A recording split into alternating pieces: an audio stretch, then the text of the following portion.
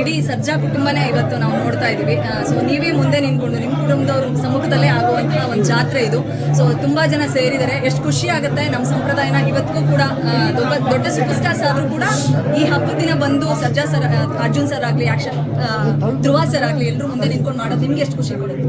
Actually ನಾವು ಅರ್ಥ ಮಾಡ್ಕೋಬೇಕು, ದೇವ್ರ ಮುಂದೆ ಯಾರು super star, everybody is equal. ದೇವ್ರ ಮುಂದೆ ನೀವು ಸೂಪರ್ ಸ್ಟಾರು ನಾವು ಕಮ್ಮಿ ಅಂತ ಇರಲಿಲ್ಲ, ದೇವ್ರು ಕೊಟ್ಟಿರೋದ್ರಿಗೆ ನಾವು ಸೂಪರ್ ಸ್ಟಾರ್. ಸೊ ಅದೇನು ನಮ್ಮ ರೂಟ್ಸ್ ಏನಿದೆ, ನಮ್ಮ ಹಿಂದಿನ ಕಾಲದಿಂದ ನಮ್ಮ ಆನ್ಸಿಸ್ಟರ್ಸ್ ಏನು ಮಾಡ್ಕೊಂಬಂದಿದ್ದಾರೆ ಅದು ಪದ್ಧತಿ ನಾವು ಫಾಲೋ ಮಾಡೋದು ತುಂಬ ಇಂಪಾರ್ಟೆಂಟ್.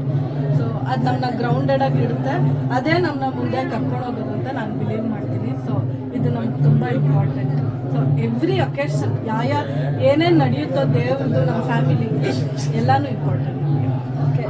ರೇಣು ಅಂದ್ರೆ ಫ್ಯಾಮಿಲಿ ಮ್ಯಾನ್ ಅಂದ್ರೆ ಧ್ರುವ ಅಂತಾರೆ, ಅದಕ್ಕೆ ಇನ್ನೊಂದು ಅರ್ಥನೇ ಧ್ರುವ ಅನ್ಬೋದು. ತುಂಬಾ ಟೈಮ್ ಕೊಡ್ತಾರೆ ಸಿನಿಮಾದ ನಡುವೆ. ರೀಸೆಂಟ್ ಆಗಿ ರಾಮೋಜಿ ಫಿಲ್ಮ್ ಸಿಟಿಗೆ ವಿಸಿಟ್ ಮಾಡಿದ್ರಿ, ಇವತ್ತು ಇಲ್ಲಿ ಅಂದ್ರೆ ಅವ್ರ ಸಿನಿಮಾಗಳ ಆಯ್ಕೆ ಅಥವಾ ಸಿನಿಮಾ ಶೂಟಿಂಗ್ ಎಷ್ಟೇ ಬಿಸಿ ಇದ್ರು ಕೂಡ ನಿಮಗೆ ಕೊಡೋ ಟೈಮ್ ಕೊಟ್ಟೆ ಕೊಡ್ತಾರೆ. ಎಷ್ಟು ಖುಷಿ ಆಗುತ್ತೆ ಫ್ಯಾಮಿಲಿ ಮ್ಯಾನ್ ಆಗೋದು. ಇಲ್ಲ, ಸೂಪರ್ ಸ್ಟಾರ್ ಆಗಿದ್ಕೆ ಟೈಮ್ ಕೊಡಬೇಕು ಅಂತ ಏನಿಲ್ಲ, ಎವ್ರಿ ಮ್ಯಾನ್ ಕೊಡಬೇಕು ಅವ್ರ wife time. It is his responsibility and the right of the wife ಅವ್ರ ಹಸ್ಬೆಂಡ್ ಟೈಮ್ ತಗೊಳ್ಳೋದು. ಸೊ ಅದೇ ಥರ ನಾರ್ಮಲ್ ಎಲ್ಲ ಹಸ್ಬೆಂಡ್ ವೈಫ್ ಥರ ನಾವು ಇದ್ದೀವಿ, ಟೈಮ್ ಸ್ಪೆಂಡ್ ಮಾಡ್ತೀವಿ, ಆದಾಗೆಲ್ಲ ಟೈಮ್ ಸ್ಪೆಂಡ್ ಮಾಡ್ತೀವಿ. ಈ ದೇವರಿಗೆ ಏನಾದ್ರು ಪರ್ಟಿಕ್ಯುಲರ್ ಆಗಿ ಅರ್ಕೆ ಆ ಥರದ್ದು ಏನಾದ್ರು ಕಟ್ಕೊಂಡಿದ್ದುಂಟಾ? ರುದ್ರಾಕ್ಷಿ ಮತ್ತೆ ಹಗ್ರೀವ ಹುಟ್ಟೋದಕ್ಕೂ ಮೊದಲು ಆ ಥರದ್ದು ಏನಾದ್ರು ಇದೆಯಾ?